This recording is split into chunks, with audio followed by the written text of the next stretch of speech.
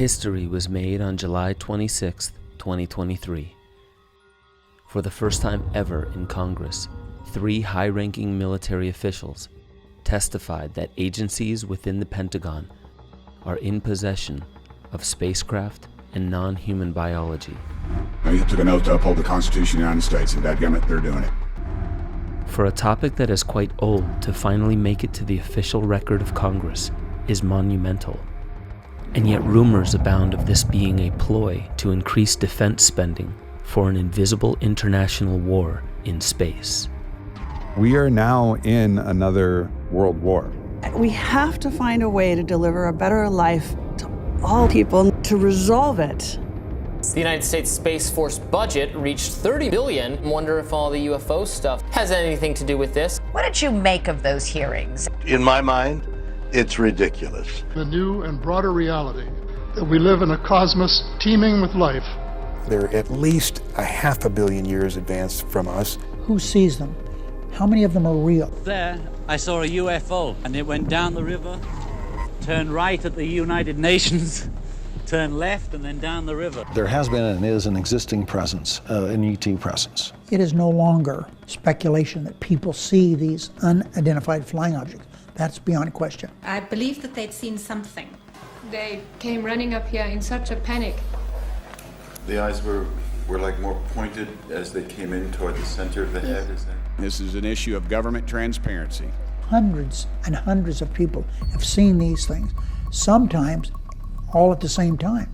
Many of them did appear very much like the current modern-day UFO, but the people of the time did not have in our culture the technological knowledge to actually see them as what they were. Maybe they're coming from a different physical dimension as described in quantum mechanics. The American people have no idea about the immensity of the threat in space.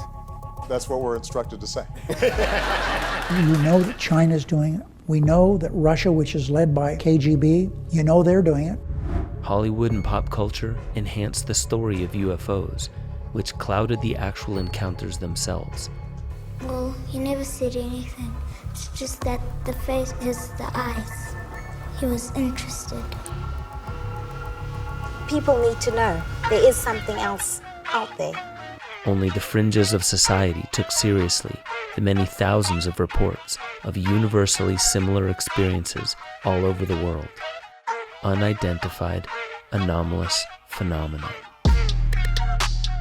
Troubling aerial encounters. UAPs. UFO. Out of this world flying objects. Non-human spacecraft. Congress has been holding private hearings on the subject of UAPs, unidentified anomalous phenomena, which is kind of the new language for UFOs and other things that in the past were dismissed. And now we've had press conferences in the White House, from the Air Force, from the Pentagon, from NASA, where in every case they've said UAPs are real and they are global. We have spacecraft from another species. We do, yeah. You have an incredibly interesting background that involves politics and economics and UFO sightings and disclosures. So we got a lot of stuff to talk about here. Yeah. So I'm Pippa Malmgren, and I'm a former special assistant to President George W. Bush, working on economic policy on the National Economic Council. So I was there when we had Enron and 7 of the 9 largest bankruptcies in American history, all in 1 year. Many smaller banks are failing. And then we had 9/11.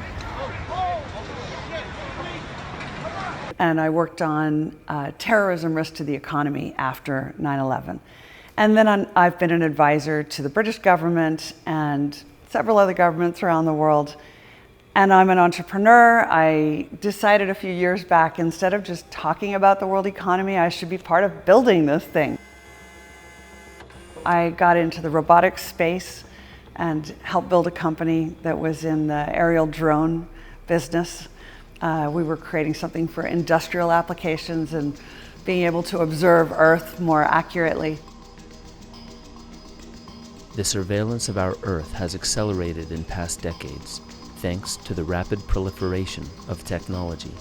But underneath the public's awareness lurks an ominous geopolitical rivalry. I would argue we have been at war in space for some years. One of the most awkward things for me as someone trying to follow geopolitics is that I see two very different stories.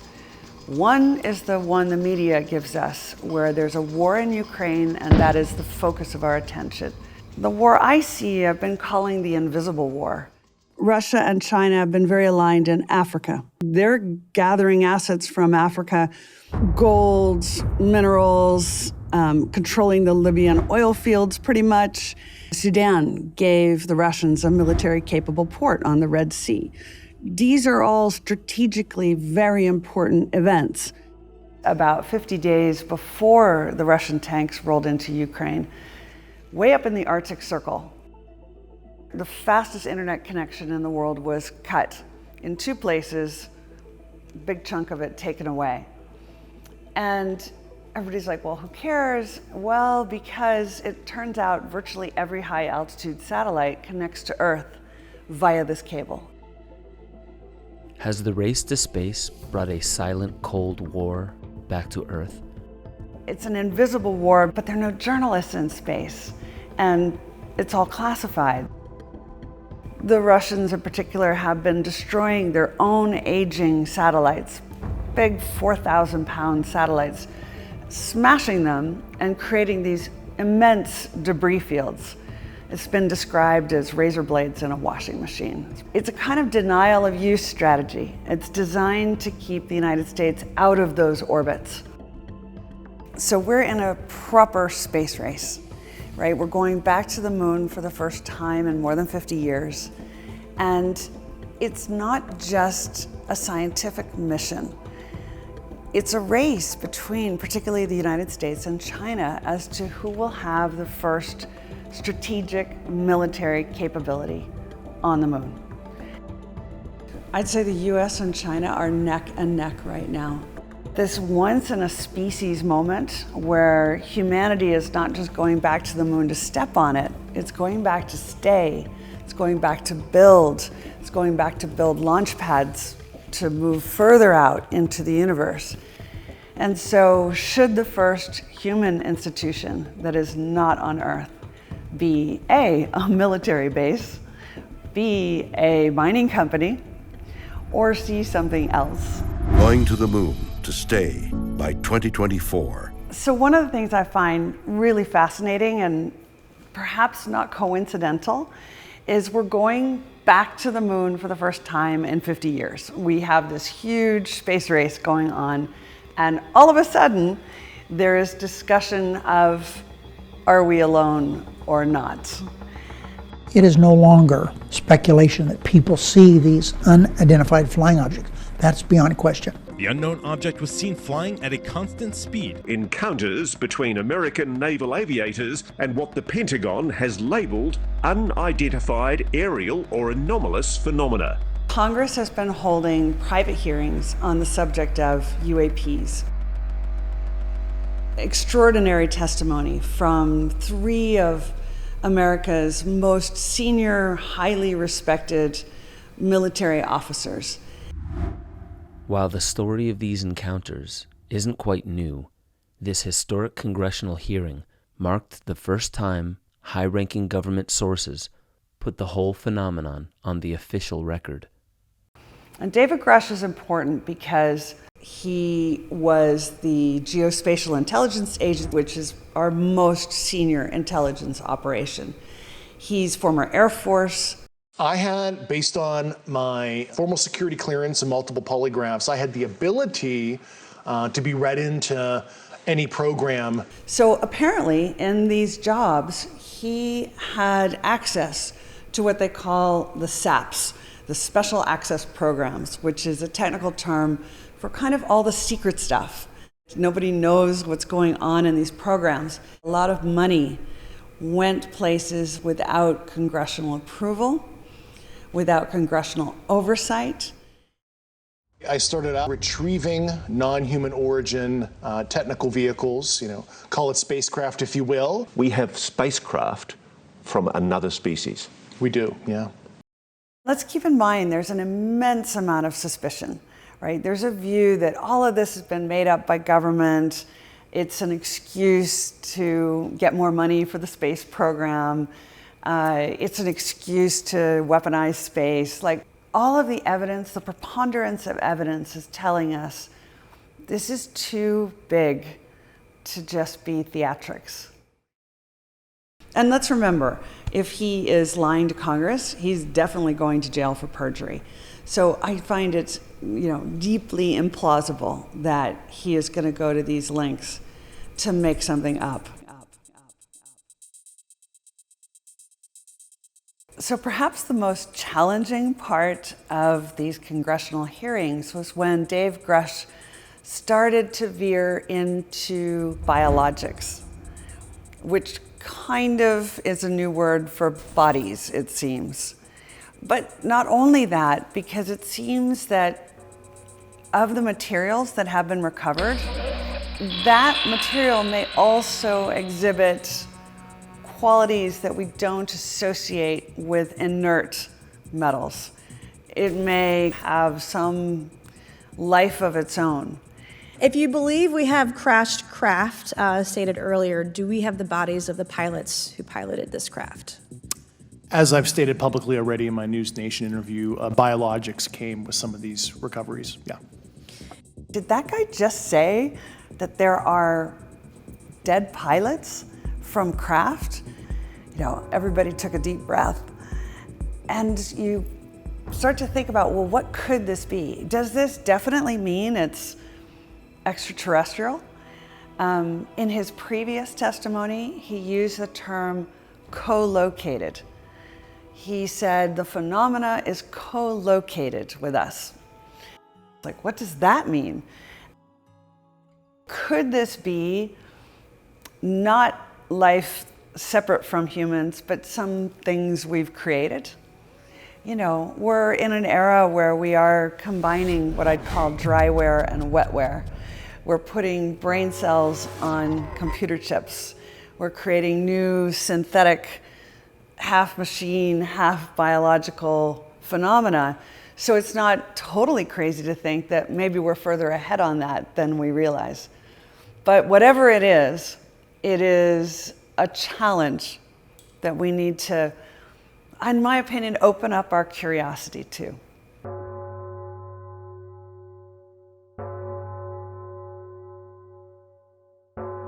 Congress has now demanded that all of the government agencies hand over whatever they have on the subject. But then they realized that everybody's under non-disclosure agreements. And if you break your non-disclosure, you go straight into a military tribunal and then straight into prison for 10 to 20 years. So nobody was going to break their non-disclosure. So they said, okay, we'll create a whistleblower provision. So David Grush is the first whistleblower under these new laws. I can't discuss that publicly, but I did provide that information both to the Intel committees and the Inspector General. And we could get that in the SCIF if we were allowed to get in a SCIF with you. Would that be probably what you would think? Sure, if you had the appropriate accesses, yeah. A SCIF it's literally a physical space. It's a kind of a Faraday cage, and government has them all over the place. These members of Congress tried to get him in the SCIF before the hearings, and access was denied. Just so that the press knows and the people know, we were even denied access to a classified briefing in a SCIF prior to this hearing due to the amount of hoops that we had to jump through to grant temporary clearance to witness Grush, who has knowledge of classified information. It is time to have an open-minded discussion on this topic, to hear the evidence and understand the magnitude of what this means, not just for our nation, but for humanity. Was it denied by the Pentagon? It seems so, but who knows what the bureaucratic obstacles were. But it's not that hard to get into a SCIF, having been in the White House. So the fact that it was blocked is really important. We were not afforded access to all of the flight crew. And initially, we were not afforded access to images and to radar. Thereafter, we had a bit of a discussion about how authorities flow in the United States of America. We need to tell the folks at the Pentagon, they work for us. Goddammit, we don't work for them. Congress was saying, you guys work for us, right? You work for the taxpayer. So everything you do, we should be able to see. The fact that these two arguments happened before the hearings raised the stakes and the sense that there's something that parts of government don't want to have discussed. Our geopolitical rivals have their own crash retrieval programs, which they are also secretly exploiting for military purposes. We're in a competition with their adversaries to understand this, and it's a multi-decade Cold War that has been under our nose for so long. We have Russia threatening to use nuclear weapons. We have China with their spy balloons coming over the United States. The answer to the question, what is it? It cannot be I don't know anymore. We have to know, what the heck is it? Let's bring science to this question. In a polarized society, the trust of major institutions is called into question. The people don't seem to believe in legacy media or take at face value the words of our leaders. The possibility of these congressional hearings being a ruse to increase defense spending can't be shaken from the frustrated minds of a public kept in the dark. How can we as a species tune deeper into reality and heal the divide that we all feel? So they say there's nothing so challenging for human beings as to destroy their belief systems. And all of these events around these hearings, and frankly, just with technological innovation, they're challenging our belief systems. And so one response to that is to lock down and say, I'm not looking, right? Nothing's changed, all is good, stay on the path I'm on. One response is to realize everything we thought was true maybe isn't. So Eric Weinstein, who's a very interesting observer of this space, his view is we stopped asking questions. We started to treat physics and science as a body of knowledge instead of as a way of asking questions. Gravity conference at the University of North Carolina, Chapel Hill, that sort of kicks a lot of this off. It's a tremendous flurry of activity at a time when anti-gravity was trying to break into respectability.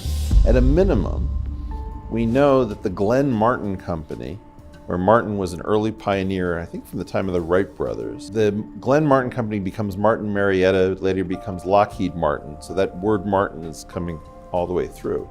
Was employing, I believe, Lewis Whitten, Edward Whitten's father, to do anti-gravity research, somehow tied up with Wright-Patterson Air Force Base in Ohio, and the Johns Hopkins University in Baltimore, Maryland. So there's something about aerospace in the 1950s and sort of post-Manhattan Project era that's pretty potent.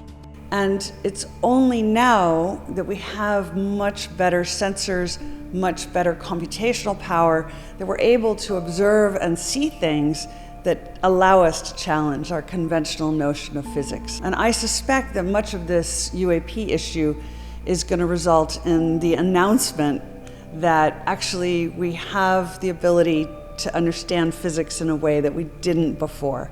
They were doing some tests where they were having these things fly around in the sky. One test, the craft was already outside the hangar and was just preparing to lift off. Now, if the craft is sitting in the air and you walk underneath it and look up, you actually cannot see the craft. The light bends around it. You're bending gravity, bends light. It bends radio waves. Every single thing about the craft and the way they operated didn't make any sense to us. So a really good question is, why are we bothering to go into space? Why are we spending so much money to go into space when we have so many problems here on Earth? And this is a really fair and legitimate question. So the answer is because it looks like we're going to be able to solve so many of our earthbound problems with space-based solutions. So there are three that I see. One is space-based solar power. You can put, let's just say, mirrors on satellites, grab the sun's rays, convert them into radio waves, beam the radio waves safely back to Earth, and convert it into power, electricity, in any power grid, anywhere, anytime. So I know this sounds totally science fiction, but now Caltech has proved that it works. Airbus has proved that it works.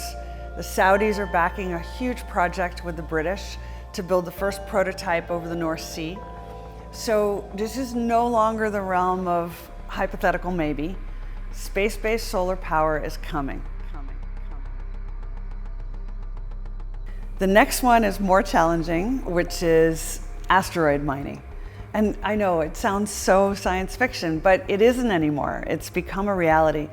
So it looks like we can get everything we need to make an MRI scanner, an iPhone, a fighter jet from asteroids, and probably in higher quality and higher volume than you can get on Earth, instead of having to get our cobalt from child labor in Africa.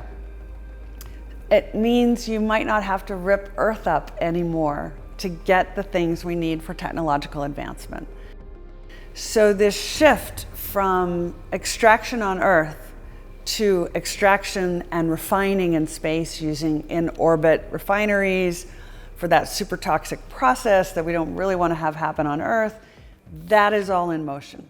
Third is truly interplanetary internet connectivity. And then that sounds so crazy too, but it's already being constructed right now. There's a company called Alria, which is a spinoff from Google. And Alria is literally building the first interplanetary internet in cislunar space, which is between the moon and Earth. And there's a company called Lynx, which has already got the patent that turns the smartphone that's currently in your pocket into a communications device to satellites. So you can communicate with space using text messaging on your phone. And then people go, well, I don't know any astronauts, so who am I going to text message? They're not understanding that if we're really entering into robotics, automation, and AI-led processes, manufacturing and mining and harvesting energy in space, you're going to have a whole lot of people here on Earth sitting at home, working on a laptop, controlling operations that are in space. This is a whole new sector of the economy.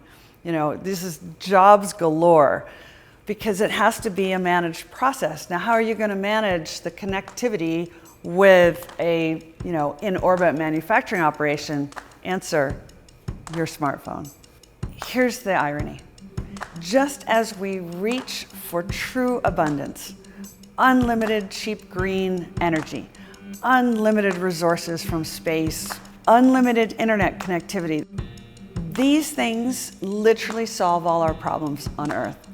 So as we reach for that abundance, could this be the thing that triggers conflict? Yes, because whoever gets there first is so far ahead of everybody else. How do you catch up? And I think this is a major driver of the space race and why the US and China in particular are racing to have that foothold on the moon, because it's equivalent to unlimited power. We have to elevate our ability to love, forgive, see each other at the same pace and dramatic escalation that the technological advances are coming. As we peer into society's future, we must avoid the impulse to live only for today, plundering for our own ease and convenience the precious resources of tomorrow. We have the potential on this planet now of actually living in a state of peace based on the information, the technology, the direct applications of all of that to all the people of the world, to our environment and other animals, the plants, the air, sea, and land. We have barely touched the tip of the iceberg of what the mind is capable of creating. What could be more exciting than that? There's no question that we can have that right now, but it takes a leader. It has to start with the United States president. Taking a chance at expanding man's horizons. The future doesn't belong to the faint-hearted. It belongs to the brave. May we be ever unswerving in devotion to principle. Our leaders must adopt a singular and unified vision of a more beautiful world.